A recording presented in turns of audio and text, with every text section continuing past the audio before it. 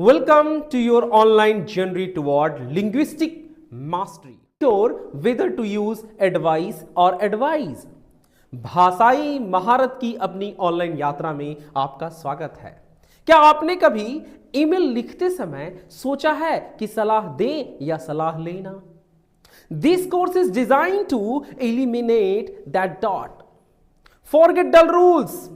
We use live examples and interactive quizzes to make learning confusing words simple and fun. We are your digital mentor, clarifying the subtle distinctions that elevate your communication. In just a few sessions, you will speak and write with confident, impeccable precision. Start today and make every word count. यह course आपके उस संदेह को दूर करने के लिए बनाया गया है। उबाऊ नियमों को भूल जाइए। हम भ्रमित करने वाले शब्दों को सरल और मजेदार बनाने के लिए लाइव उदाहरणों और इंटरैक्टिव क्यूज का उपयोग करते हैं। हम आपके डिजिटल गुरु हैं जो आपके संचार को बेहतर बनाने वाले सूक्ष्म अंतरों को स्पष्ट करते हैं। बस कुछ ही सत्रों में आप आत्मविश्वास और त्रुटिहीन सटीकता के साथ बोलेंगे और लिखेंगे भी। आज ही शुरू करें और हर शब्द को महत्वपूर्ण बनाएं। तो चलिए, आज का हमारा पहला जो वर्ड है वो है अमेंड। मेरे साथ सही से प्रोनाउंस कीजिएगा। ये वर्ड है अमेंड और ये है इमेंड। ये दोनों कंफ्यूज्ड वर्ड है, बहुत ज्यादा कंफ्यूज वर्ड में ये एग्जाम्स में पूछे जाते हैं। अमेंड जो है ये वर्ब है और इसका मतलब होता है सुधार करना या संशोधन करना।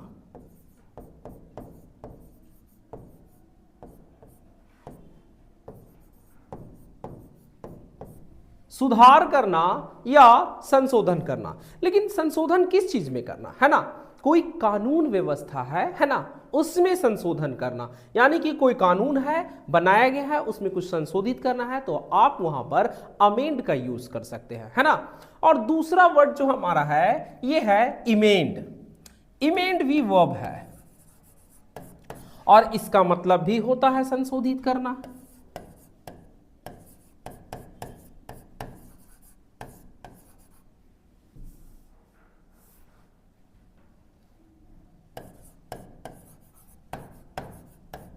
संशोधित करना या संशोधन करना, है ना, दोनों में से आप कुछ भी कह सकते हैं, संशोधन करना या संशोधित करना।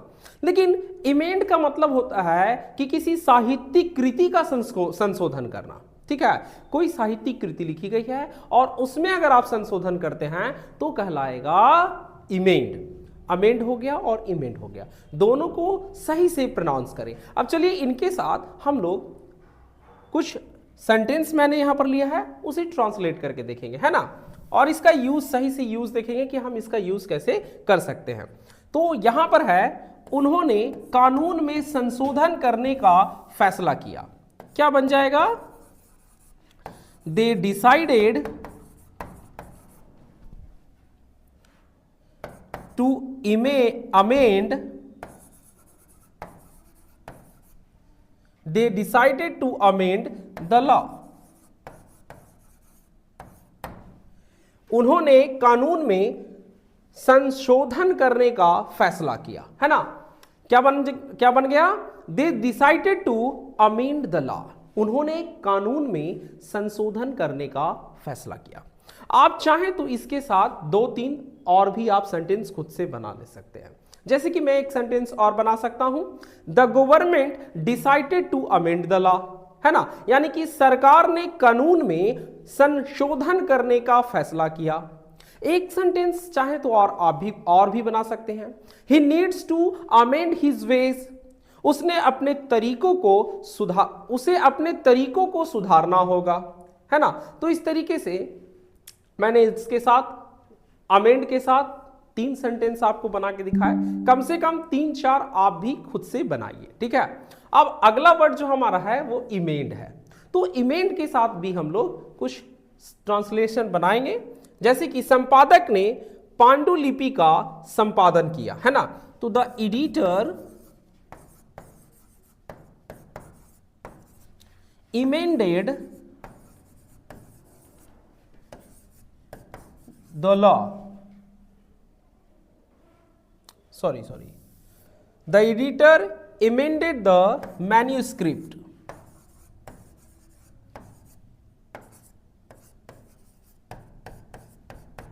क्या बन गया? द एडिटर इमेंडेड द मैन्यूस्क्रिप्ट, संपादक ने पांडुलिपि का संपादन किया, है ना। तो इस तरीके से मैंने एक यहां बना दिया और खुद से आप 2-3 और बनाइए, ठीक है। जैसे मैं इसके साथ एक और भी सेंटेंस बना सकता हूं, the scholar work to emend the ancient manuscript, यानी कि विद्वान ने प्राचीन पांडुलिपि को शुद्ध करने का काम किया। तो इस तरीके से आप खुद से 1-2 जरूर अपने से बनाइए। चलिए अगले वर्ड को देखते हैं। अगला वर्ड है हमारा अल्टरनेट, और ये है अल्टरनेटिव। एक वर्ड है आपका अल्टरनेट और दूसरा वर्ड है अल्टरनेटिव, ठीक है। अल्टरनेट का मतलब क्या होता है? देखिए अल्टरनेट का मतलब होता है एक दिन छोड़ करके, है ना। एक दिन छोड़ करके अल्टरनेट का मतलब हो जाएगा, और अल्टरनेटिव का मतलब हो जाएगा विकल्प, ठीक है। तो अल्टरनेट है क्या? एक्चुअली में अल्टरनेट जो है ये एडजेक्टिव है। ये क्या है? एडजेक्टिव है।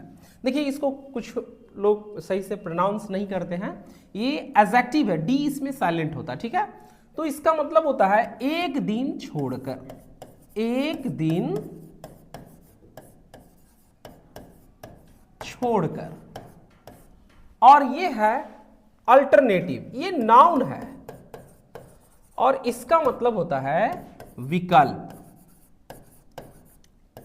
ये क्या है? नाउन है और इसका मतलब होता है विकल्प, ठीक है। तो इसके साथ हम लोग 2 यहां पर है जो मैं आपको बना करके दिखाता हूं सेंटेंस को, और आप अपने से खुद से 1, 2, 3 और भी आप बनाइएगा, ठीक है। तो पहला जो हमारा वर्ड है वो है अल्टरनेट। तो अल्टरनेट के साथ मैंने क्या ले लिया है कि हम एक दिन छोड़कर मिलते हैं, तो क्या बन जाएगा? वी मीट ऑन अल्टरनेट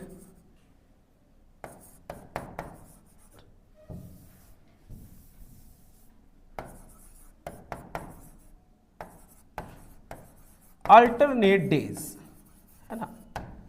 हम एक दिन छोड़कर मिलते हैं, है ना। We meet on alternate days, हम एक दिन छोड़ करके मिलते हैं। एक जो है आपके साथ यहां पर है, क्या कोई वैकल्पिक समाधान है? तो आप इसे ऐसे बना सकते हैं, is there an alternative solution, ठीक है। Is there an alternative solution, क्या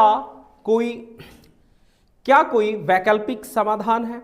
तो इस तरीके से इन दोनों का यूज मैंने इन सेंटेंस में सही से किया, और आपको अपने से इसके साथ 2-3 और अपने से बनाना है। वो काम आप खुद से करेंगे। देखिए जब तक आप खुद से बनाने के लिए नहीं सीखेंगे, अपने से ट्रांसलेट नहीं बनाएंगे, केवल आप छापेंगे, यहां मैंने पढ़ा दिया आपको और आप केवल उतार लिए और बस कॉपी में बंद करके रख दिए, तो उस तरीके से काम नहीं चलेगा। आपको इन सभी वर्ड्स को सही से प्रोनाउंस करना है, फिर याद करना है और खुद से सेंटेंस बनाना है और उसमें यूज करना है, तभी आप लंबे समय तक शब्दों को याद रख सकते हैं ना, उनकी मीनिंग, उनके अर्थ को आप याद रख सकते हैं, ठीक है। चलिए दूसरा जो हमारा वर्ड है वो है एडवाइस।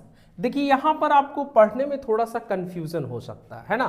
देखिए ये है एडवाइस, सा साउंड निकालेगा। कैसा साउंड निकालेगा? स, दंती सा होता है ना, दंती सा, वो सा साउंड, और ये है एडवाइस, लास्ट में ज साउंड निकालेगा, ठीक है। तो दोनों का मतलब तो सलाह ही होता है, लेकिन एक है नॉन। ये जो है सलाह, ये नॉन है, ये नॉन है, इसका मतलब होता है सलाह, और ये एडवाइज है, ये वर्ब होता है और इसका मतलब होता है सलाह देना, सलाह देना।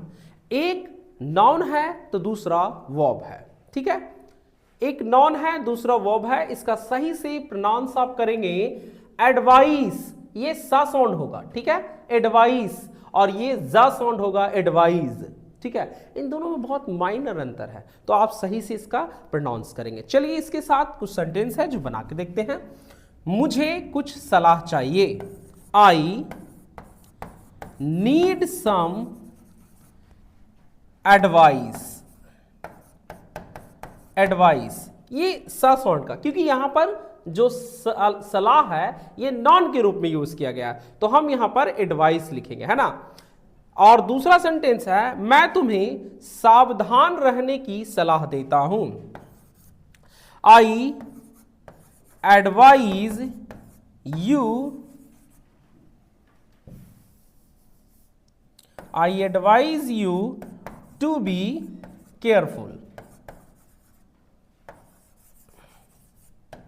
Careful, I advise you to be careful. इस तरीके से मैंने बना लिया, है ना। आप भी 2-3 सेंटेंस खुद से बनाइए, ठीक है। I advise you to be careful, है ना। आपको खुद से 2-3 कम से कम बनाने हैं, और तभी जाकर के आप सही से सीख पाइएगा और शब्दों को याद रख पाइएगा किसका अर्थ क्या है, अदरवाइज नहीं हो पाएगा, ठीक है ना। तो खुद से ट्रांसलेशन आपको बनाने हैं। जैसे कि मैं इसके साथ मुझे कुछ सलाह चाहिए, है ना, एक तो मैंने बना दिया, और भी इसके साथ मैं ऐसे बना सकता हूं, जैसे बूढ़े बुजुर्ग सलाह देते हैं, है ना। क्या देते हैं भाई, कहते हैं कि जैसे कि मेरे दादाजी की मैं बात करता हूं, तो वो कहते हैं जैसे मेरे ग्रैंडफादर जो बोलते हैं, वो कहते हैं कि जीवन के बारे में क्या बोलते हैं, भूल गया मैं चलिए मैं ऐसे ही बना लेता हूं। मेरे दादाजी ने हमेशा मुझे जीवन के बारे में अच्छी सलाहें दी है, तो इसे मैं ऐसे ट्रांसलेट कर सकता हूं, माई grandfather always gave me good advice about life, है ना। मेरे दादाजी ने हमेशा मुझे जीवन के बारे में अच्छी सलाह दी है, ठीक है। एक और मैं बना सकता हूं, जैसे we should follow the doctor's advice for a quick recovery, ठीक है, यानी कि हमें जल्द ही ठीक होने के लिए डॉक्टर की सलाह माननी चाहिए। तो इस तरीके से आप खुद से 2-3 बनाइए। नीचे वाला सेंटेंस है, मैं तुम्हें सावधान रहने की सलाह देता हूं, I advise you to be careful. इसके साथ भी आप चाहें तो 1-2 और बना सकते हैं, जैसे मैं आपको बना के दिखाता हूं। I would advise you to study this chapter carefully before the exam. मैं आपको सलाह दूंगा कि परीक्षा से पहले आप इस अध्याय को अध्ययन से मतलब ध्यान से पढ़ें, ठीक है। एक और बना सकते हैं, please advise us of any changes in your travel plans, है ना। कृपया अपनी यात्रा योजनाओं में किसी भी बदलाव की हमें सूचना दें। इस तरीके से आप इसके साथ बना सकते हैं। चलिए अगला जो हमारा वर्ड है वो है आंसर। आंसर और रिप्लाई दोनों का मतलब होता है उत्तर देना ही, ठीक है ना। आंसर ये वर्ब भी है और नॉन भी है, ये वर्ब भी है और नॉन भी है। इसका मतलब होता है उत्तर देना या उत्तर भी होता है ना। और इसका मतलब भी वही है, सेम चीज है ना। आंसर जो है ये नॉन भी है आपका और वर्ब भी है, और रिप्लाई जो है वो भी नॉन और वर्ब दोनों है ना। ये वर्ब भी है और नॉन भी है, ठीक है। लेकिन इनके यूज में कुछ फर्क है, बताता हूं क्या है। रिप्लाई का मतलब होता है किसी बात का उत्तर देना, किसी बात का उत्तर देना, है ना, या किसी बात का उत्तर हो जाएगा।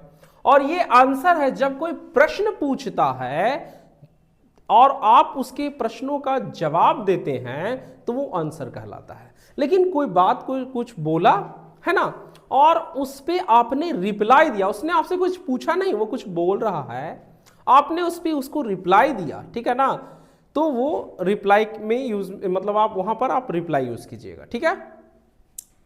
जैसे कि देखिए एक सेंटेंस है, कृपया प्रश्न का उत्तर दें, प्लीज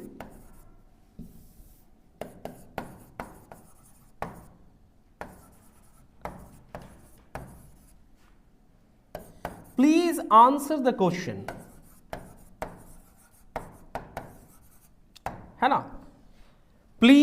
आंसर द क्वेश्चन, कृपया प्रश्न का उत्तर दें। और यहां है मुझे अपने ईमेल का जवाब मिला। देखिए ऊपर वाला में आपने क्या देखा कि यहां पर कोई प्रश्न किया है और प्रश्न का उत्तर दिया गया है ना। वो प्रश्न का जब उत्तर आप देंगे तो क्या कहेंगे, प्लीज आंसर द क्वेश्चन, मतलब कृपया प्रश्न का उत्तर दें। तो आप इसमें आंसर का यूज करेंगे, ठीक है ना। लेकिन नीचे वाला देखिए तो मुझे अपने ईमेल का जवाब मिला, यहां कोई प्रश्न पूछा नहीं जा रहा है, ठीक है।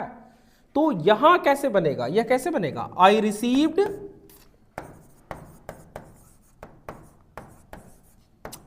रिसीव्ड रिप्लाई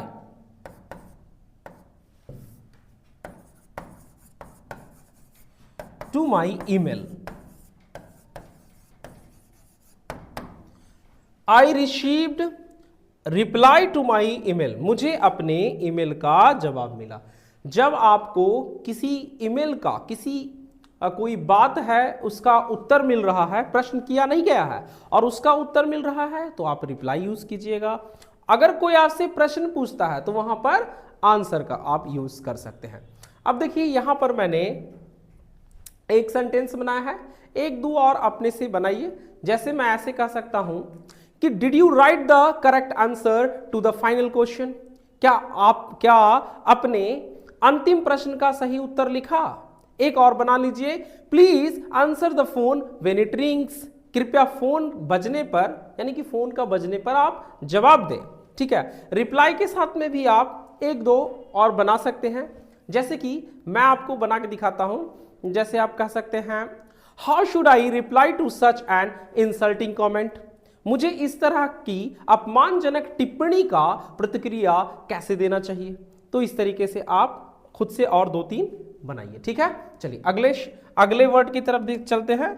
तो अगला जो वर्ड है हमारा ये है एंगल, है ना, और ये है एंजल। देखिए एंगल जो वर्ड है वो आप पढ़ते हैं मैथ में, ठीक है। मैथ में पढ़ते हैं एंगल, भाई इतना डिग्री का, इतना डिग्री का, है ना। तो ये क्या हो गया, ये नॉन है और इसका मतलब क्या होता है, कोण। इसका क्या मतलब होता है, कोण होता है ना। इसका मतलब कोण भी होता है। और एक तरीके से और यूज कर सकते हैं हम लोग नजरिया। ये जो नजरिया है,